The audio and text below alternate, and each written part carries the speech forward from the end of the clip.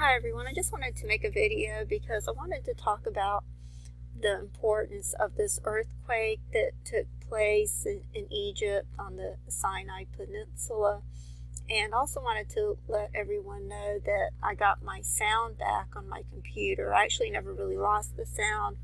I apparently had pressed a button that mutes the microphone on my keyboard and didn't realize it, so it was actually pretty simple problem to fix. I still have problems with the sound, as you can probably hear, but I'm still able to record videos with sound. So I wanted to try to explain a few things about this earthquake and why it's important.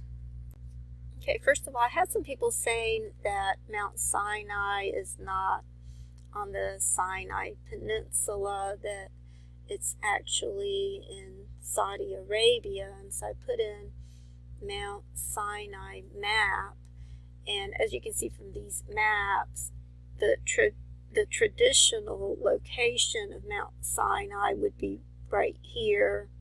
This is showing the path of the Exodus, and it's showing Mount Horeb over here, which is also referred to as Mount Sinai in the Bible.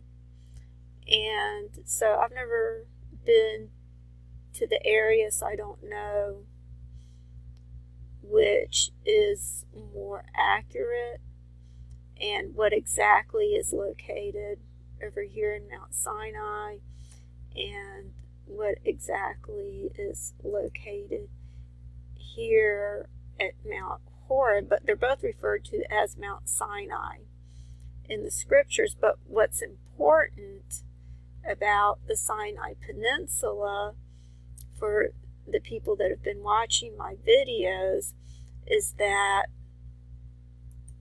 first of all, what it represents, and the fact that it's located right where the Red Sea is. Okay, so I'll just show you some images of the Red Sea so you can see it in its entirety. But I've talked about before how I believe the Red Sea represents a DNA strand. When it's replicating, it creates this replication fork, and the word Red Sea actually means Sea of Reeds, and I've talked about how the reeds represent a DNA strand. And I'll just show you this image so you can see how it creates a replication fork when the DNA is replicating. And so the important thing is that the Sinai Peninsula splits the Red Sea. So although the crossing took place somewhere,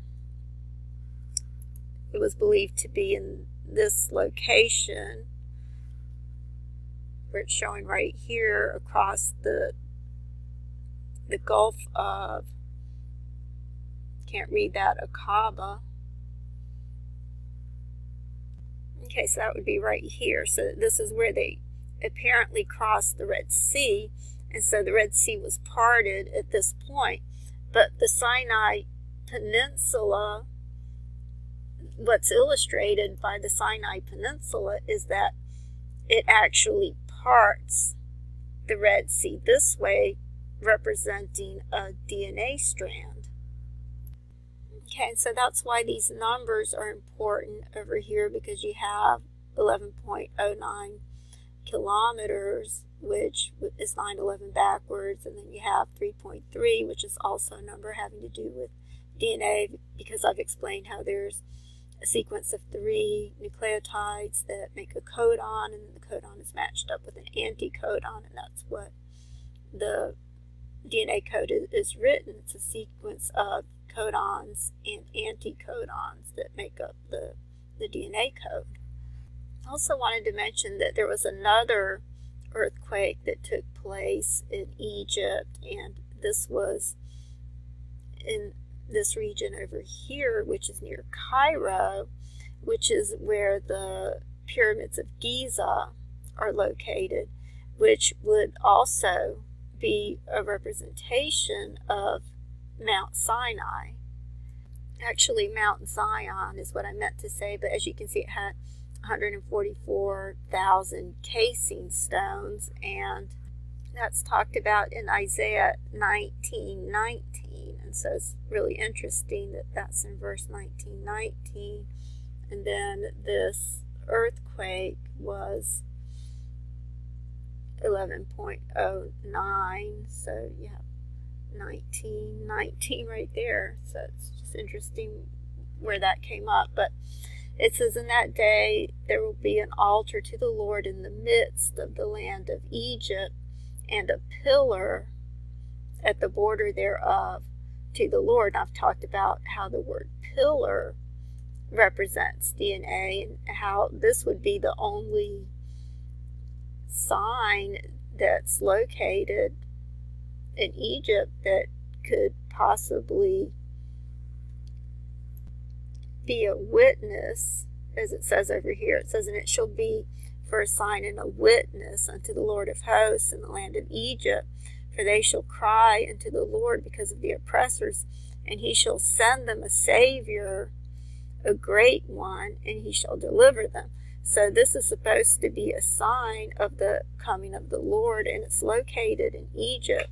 And like I said, I've talked about the word pillar and how that represents DNA, because it has the two L's in it. And I realized that the word pillar represents DNA when I did a table with the words metamorph, bride. And as you can see, the word bride comes up over here, and the word morph comes up over here, and meta. So you have metamorph, bride, and it's talking about the two pillars over here. This is coming up in the book of Judges, and it's when Samson took hold of the two middle pillars upon which the house rested, and he leaned upon them, the one with his right hand and the other with his left.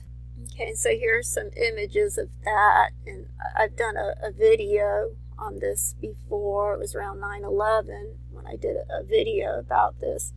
But as you can see, even in these images, you can see this chain going around the pillars like a DNA strand, and he's basically breaking the chains of the DNA strand by pushing apart these two pillars, which is what I believe this represents as well, the Red Sea and the Sinai Peninsula splitting the Red Sea, which means Sea of Reeds. Okay, another thing that I wanted to point out is that you have the third day that's coming up on April 3rd, so it'll be the third day of the month of April, will be the third day of the week, which is Tuesday, which is when the wedding at Cana took place. And this word Cana also has to do with reeds, and I'll show you that in a minute. But as you can see here, it's also the third day of the counting of the Omer, and so there's a lot of threes connected with April 3rd, which would be Tuesday, which would be tomorrow. And I'm not saying anything is going to happen, but I'm just saying that would be a high watch time.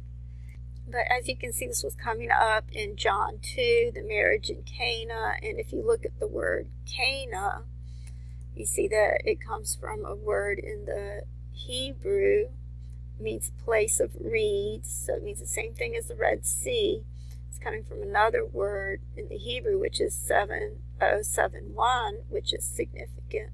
And that also means reed.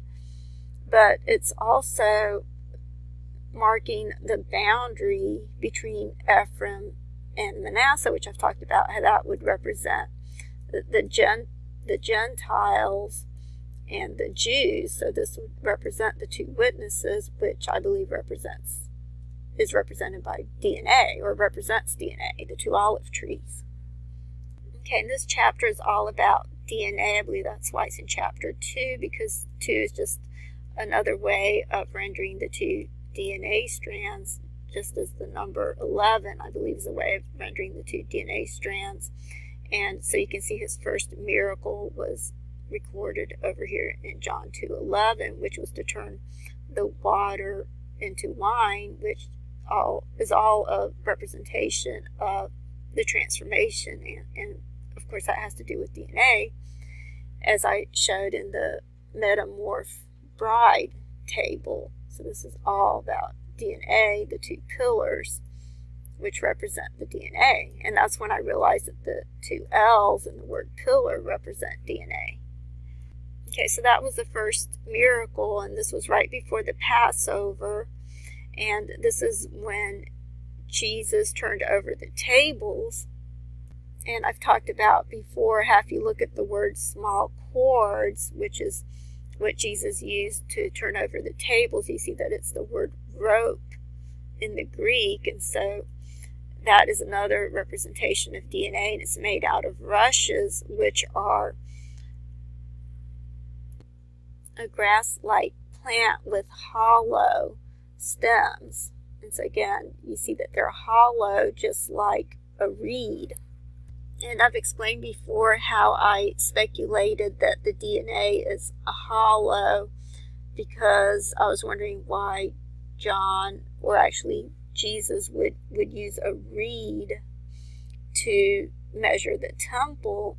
And I speculated that perhaps the DNA is hollow, and so I looked it up, and I found out that sure enough, when it's in the form of chromatin, that it's coiled into a hollow tube, and then that's compacted into chromosomes. And so, as you can see, the DNA is hollow when it's in the form of chromatin, which are the threads that make up the chromosome structure.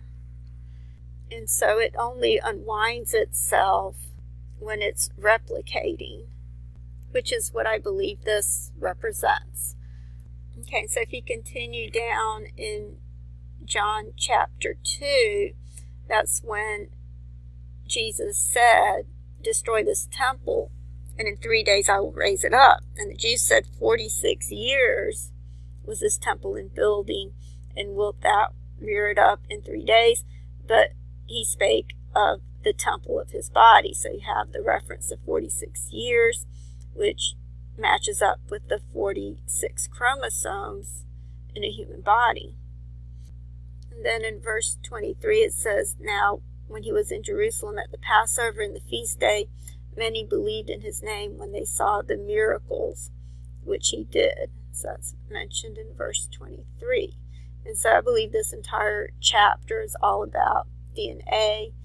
And the important thing is that this took place on the third day, which traditionally would be Tuesday. That's when Jewish weddings usually take place, on a Tuesday.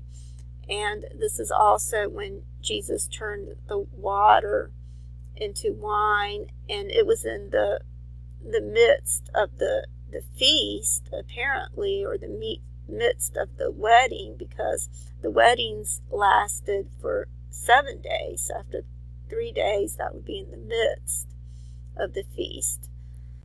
Okay, so you have the first days over here in the yellow, the high holy days, and then the midst would be over here in the blue, and then this would be the last high holy day, the Sabbath, over here.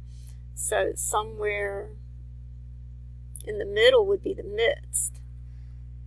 But again, I'm not trying to predict the date. I'm just trying to show a pattern and how the waters are divided in the midst. And you can see this pattern all the way from Genesis. You see that on the Genesis 1:4 is when God divided the light from the darkness.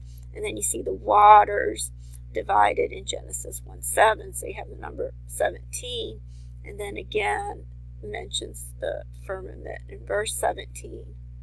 And so the firmament is what divides the waters, and I've talked about the connection between the number 17 and the firmament and Mount Sinai or Mount Horeb and the numbers 17 and 27 in my previous video. So the fact that this earthquake took place on Nisan 14th, when the temple veil was rent in twain and it was associated with all these numbers, I think was a very important sign. So I would keep watching, and I'm out of time. So thanks for watching this video, and God bless you.